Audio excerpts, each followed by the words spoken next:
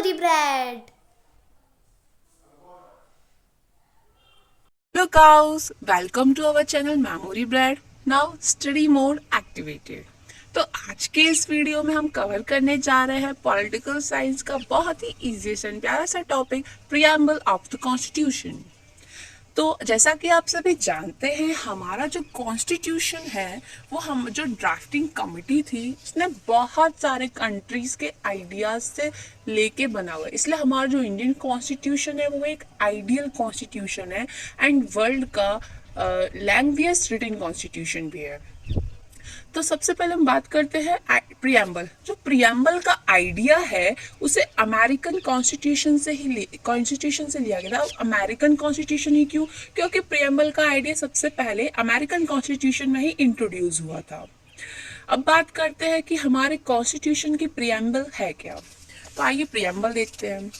Now, we, the people of India, having solemnly resolved to constitute India into a sovereign, socialist, secular, democratic republic, and to secure to all its citizens justice, social, economical, and political liberty of thought, expression, belief, faith, and worship, equality of status and of opportunities, and to promote among them all fraternity, assuring the dignity of the individual and the unity and integrity of the nation. In our Constituent Assembly, this 26th day of November 1949, do hereby adopt, enact and give to ourselves this Constitution. तो ये है हमारी constitution की preamble. अब बात करते हैं कि आखिर प्रियम्बल होता क्या है। तो प्रियम्बल एक इंट्रोडक्टरी पार्ट है, एक ब्रीफ इंट्रोडक्टरी स्टेटमेंट है जो कि बताता है कि guiding purpose, principles, philosophies, core values और ऑब्जेक्टिव्स ऑफ द कॉन्स्टिट्यूशन। तो बात करते हैं इसके हिस्टोरिकल बैकग्राउंड की। तो ये जो प्रियम्बल ना ऑब्जेक्टिव रिजोल्यूशन पे बेस्ड है, जिसको जवाहरलाल नेहरू ने कॉन्स्टिट्यूएंट असेंबली में इंट्रोड्यूस किया था। जवाहरलाल नेहरू को तो सभी जानते हैं, first prime minister of India. अब जानते हैं कि ऑब्जेक्टिव रिजोल्यूशन आखिर था क्या। तो इस ऑब्जेक्टिव रिजोल्यूशन में गांधी जी ने एक कॉन्सेप्ट की बात की थी कि एक गाइडिंग प्रिंसिपल जो भी जिस पर ये कॉन्स्टिट्यूशन बन रहा है उसके लिए कुछ गाइडिंग प्रिंसिपल्स कॉन्सेप्ट इंट्रोड्यूस किया था। बाद में ये जो कॉन्सेप्ट था ये इवेंचुअली इसने प्रियम्बल का शेप ले लिया। तो ये जो ऑब्जेक्टिव रिजोल्यूशन है उसको 13 दिसंबर 1946 में पास किया गया था and that it was accepted on 22 January 1947 and then adopted on 26 November 1949। Dates इतने इंपॉर्टेंट नहीं है, याद हो जाए तो याद रख लिया, वरना कोई बात नहीं, अगर आप ऑब्जेक्टिव रिजोल्यूशन ही मेंशन करोगे तो चलेगा। अब बात करते हैं कुछ स्टेटमेंट्स की। कुछ स्टेटमेंट्स देखते हैं, जैसे कि एन ए पालखीवाला ने कहा है identity card of the constitution. Preamble क्या है? कॉन्स्टिट्यूशन का आइडेंटिटी कार्ड है। आइडेंटिटी कार्ड सब जानते हैं, पहचान पत्र। जैसे हम लोगों की आइडेंटिफाई करने के लिए आइडेंटिटी कार्ड होता है, पहचान बताता है, उसी तरह से जो प्रियम्बल है वो कॉन्स्टिट्यूशन को आइडेंटिटी कार्ड की तरह काम करता है। के एम मुंशी ने कहा है preamble is the horoscope of the constitution and Ernest Barker ने कहा है key note of the constitution. Key notes क्या होते हैं? जैसे कि हम कुछ इंपॉर्टेंट टॉपिक्स, कुछ इंपॉर्टेंट पॉइंट्स लिख लेते हैं, उसी तरह की नोट जो इंपॉर्टेंट बातें हैं कॉन्स्टिट्यूशन की वो प्रियम्बल हम बताता है। अब बात करते हैं प्रियम्बल किन किन चीजों के बारे में बात करता है। तो मेनली हमारा जो प्रियम्बल है वो हमें 4 चीजों के बारे में बताता है। पहला, सोर्स ऑफ द कॉन्स्टिट्यूशन, कि हमारे कॉन्स्टिट्यूशन का सोर्स क्या है।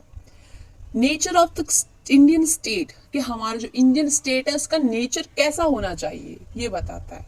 फिर बात करता है ऑब्जेक्टिव्स, कि कॉन्स्टिट्यूशन क्या ऑब्जेक्टिव्स हैं, क्या वो प्रोवाइड करेगा लोगों के लिए।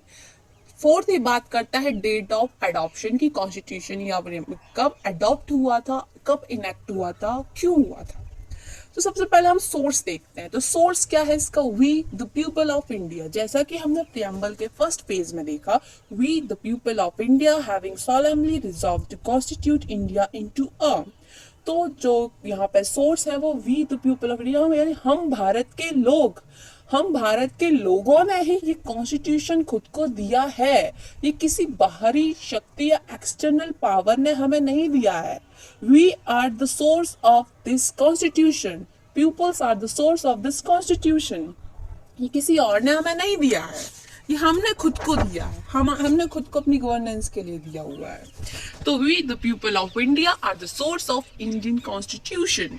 अब बात करते हैं नेचर ऑफ इंडियन स्टेट। तो नेचर के 5 पॉइंट बताता है कि इंडियन स्टेट कैसा होना चाहिए। इंडियन स्टेट सोवरेन होना चाहिए, सोशलिस्ट होना चाहिए, सेक्युलर होना चाहिए, डेमोक्रेटिक होना चाहिए एंड रिपब्लिक होना चाहिए। अब बात करते हैं इसके ऑब्जेक्टिव्स की। तो ऑब्जेक्टिव्स यानी इसके उद्देश्य क्या है, क्या क्या प्रोवाइड किया है इतने लोगों के लिए। Justice, liberty, equality and fraternity, इन चारों को इंडियन स्टेट के 4 पिलर्स भी कहा जाता है। अब है डेट ऑफ एडॉप्शन। तो जो कॉन्स्टिट्यूशन है इसको 26 नवंबर 1949 को अडॉप्ट किया गया था, बट जो मोस्टली आर्टिकल्स थे वो 26 जनवरी 1950 से अडॉप्ट लागू हुए थे। बिकॉज ऐसा क्यों हुआ था कि पहले बन के रेडी हो गया 26 नवंबर 1949 को, देन 26 जनवरी 1950 में क्यों लाया गया? बिकॉज जो 26 जनवरी 1935 स्वराज की घोषणा की थी, इंडिपेंडेंस को घोषणा की थी, इंडिपेंडेंस को बताया था कि हम इंडिपेंडेंट होंगे, इसलिए 26 जनवरी को इस दिन के रूप में चुना गया कि हम कॉन्स्टिट्यूशन को 26 जनवरी को ही इनेक्ट करेंगे। अब उनको अच्छे से समझते हैं कि नेचर ऑफ इंडियन स्टेट्स और ऑब्जेक्टिव्स आखिर है क्या। तो चलिए आगे बढ़ते हैं। सबसे पहले बात करते हैं हम नेचर की।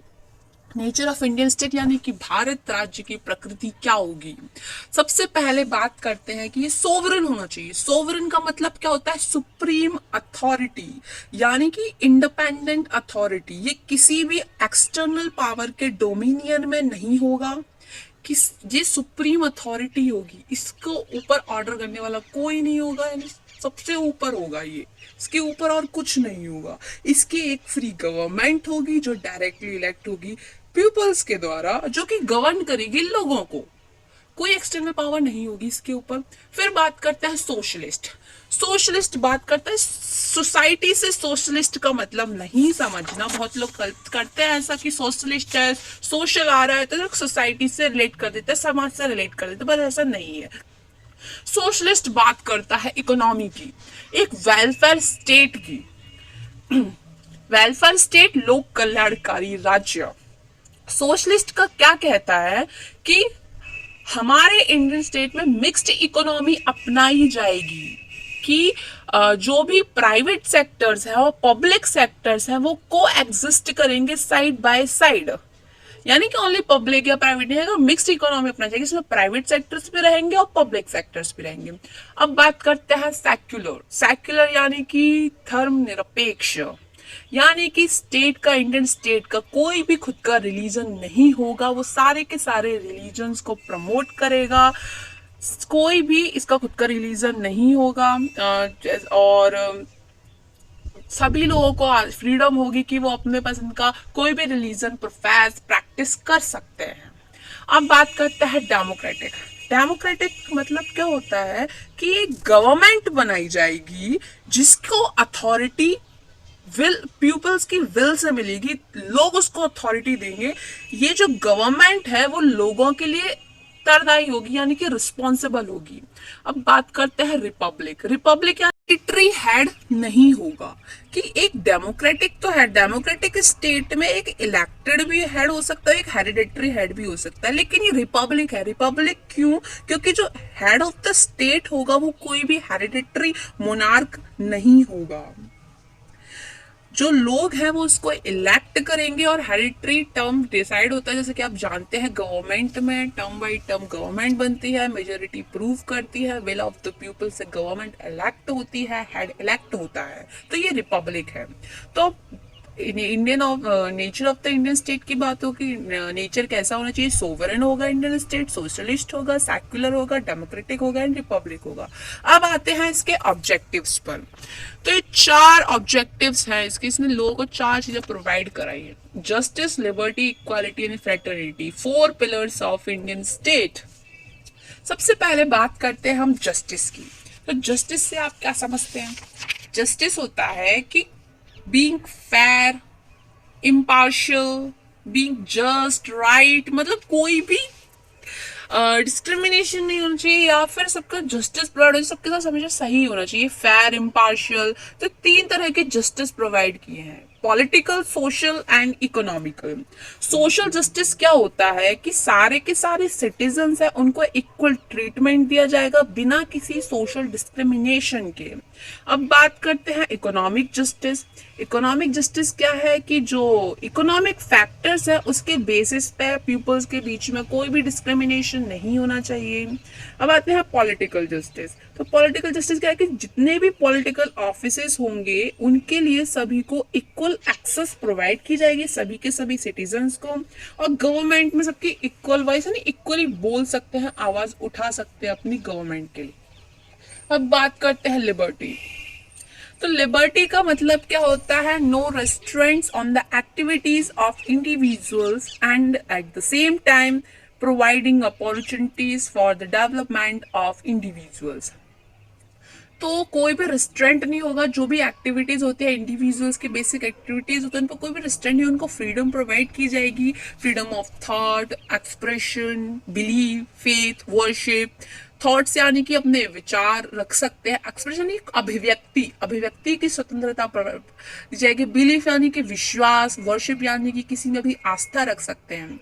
ये जो लिबर्टी है इसको फ्रेंच रिवॉल्यूशन से आइडिया आया था लिबर्टी का, एंड जस्टिस का आया था यूएसएसआर।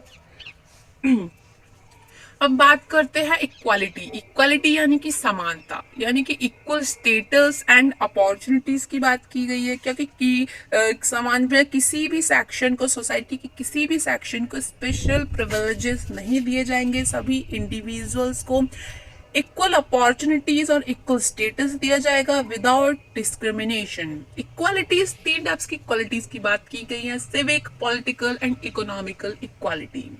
ये जो आइडिया है इक्वालिटी का, इसको फ्रेंच रिवॉल्यूशन से लिया गया था। अब बात करते हैं फ्रेटर्निटी। फ्रेटर्निटी का मतलब क्या होता है, सेंस ऑफ ब्रदरहुड यानी भाईचारा। भाईचारा क्या एश्योर करेगा, 2 चीजें एश्योर करेगा ये डिग्निटी। पहला, dignity of the individual and unity and integrity of the nation.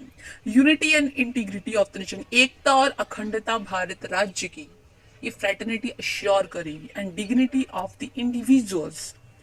तो ये हो गए ऑब्जेक्टिव्स। अब बात करते हैं कि कुछ अमेंडमेंट्स हुए हैं क्या। तो आपको बता दिया जाए कि प्रियम्बल में ओनली एक ही बार अमेंडमेंट हुआ है, वो तो 42nd अमेंडमेंट 1976। ये जो केशवानंद भारती केस था, जैसा कि आप सबने सुना होगा इसके बारे में, इसमें बता दिया गया था कि जो कॉन्स्टिट्यूशन है उसके किसी भी पार्ट में अमेंडमेंट किया जा सकता है under article 368 of the constitution, under article 368 of the constitution. Okay, इसको याद रखिएगा, आर्टिकल 368 ऑफ द कॉन्स्टिट्यूशन बात करता है अमेंडमेंट की। तो पर ये कहा गया था कि इसका बेसिक स्ट्रक्चर है वो वायलेट नहीं होना चाहिए, तब अमेंडमेंट किया जा सकता है। तो प्रियम्बल में सिर्फ एक ही बार अमेंडमेंट हुआ है। ये जो 3 टर्म है, socialist, secular and integrity, socialist, secular and integrity, ये 3 टर्म्स को हमारी प्रियम्बल में जोड़ा गया था। बस प्रियम्बल में इतना ही। एंड एक कॉन्स्टिट्यूशन क्या साइड वीडियो और बनाया जाता है, पॉलिटिकल साइंस के लिए था, तो इसमें ज्यादातर केस लॉज वगैरह मेंशन नहीं किए गए हैं। बट कॉन्स्टिट्यूशन में अगर आप प्रियम्बल लिखते हैं तो आपको केस लॉज मेंशन करना होगा, उसके लिए एक और वीडियो बनाऊंगी ma'am. And thank you for watching. Thank you so much.